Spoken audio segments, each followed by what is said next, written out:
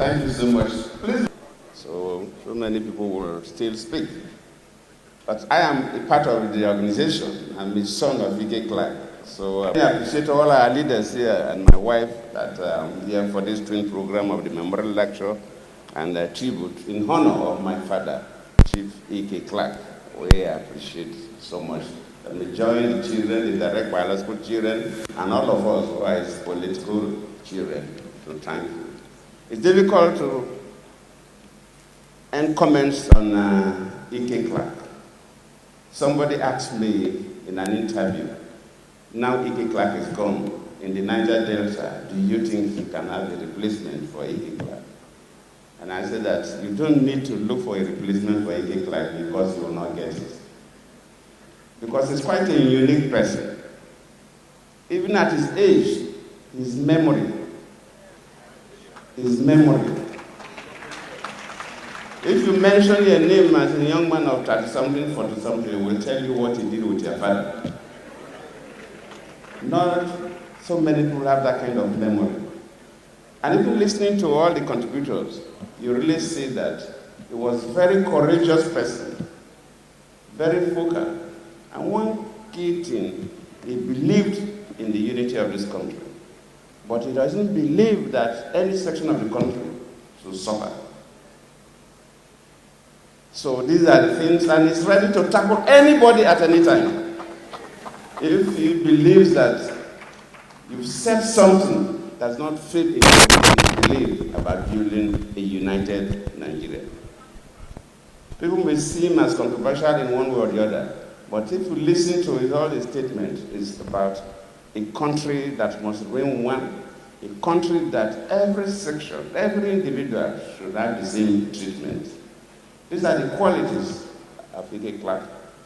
And what I told the person who asked me the question is that we cannot replace him. All what we have to do is to make sure that we come up with annual lecture or something that will continue to advocate his own vision and philosophy. And doing that gradually, we're going to impart on the younger ones what V.K. Clark stood for. We're all leaders in our own rights. But everybody has his own style of leadership. And I mentioned to that person that even if you read through the history of West Africa, you see that kingdoms rise and fall. And you hardly get, from the same kingdom, you hardly get two leaders that will do the same thing. One leader, one king, powerful king will come and build the empire. Sometimes a weak king will come and the empire will even go. But then this empire continues to endure. So E.K. Clark has done his best. It's left for us to believe in his own vision for life and his own philosophy. When my good friend Michael Zakome spoke, he talks about the issue of one-party state. And when you listen to the news, read the show, go through the show media, that's one thing that on an occasion like this, probably one need to. Yes, one-party states, countries have managed one-party states.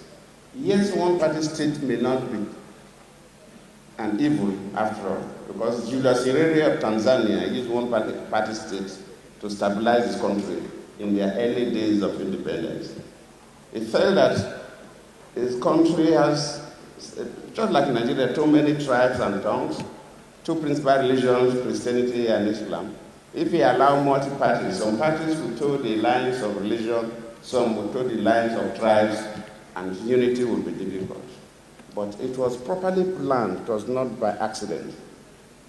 If we must, as a nation, go one party, then it must be designed, it must be planned by experts, and we know what we are going in for.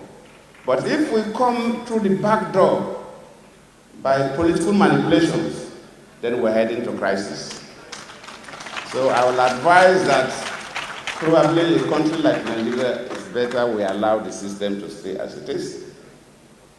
Yes, the multi-party, but if we, for some reason, we must go one party, then it should not be an accident.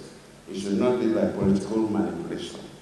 Because if you read this book, How Democracies Die, by two American professors, then you see that some of these are the symptoms of the death of democracies in nations. And Nigeria is a complex country. And I think it's better we manage the situation as it is, than manipulating the system in a way that will suffocate the country to death. I thank God. I thank all of you.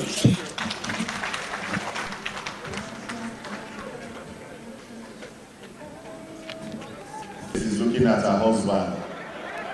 Say, baby, you've spoken well again. Or did I say it the way she will say it?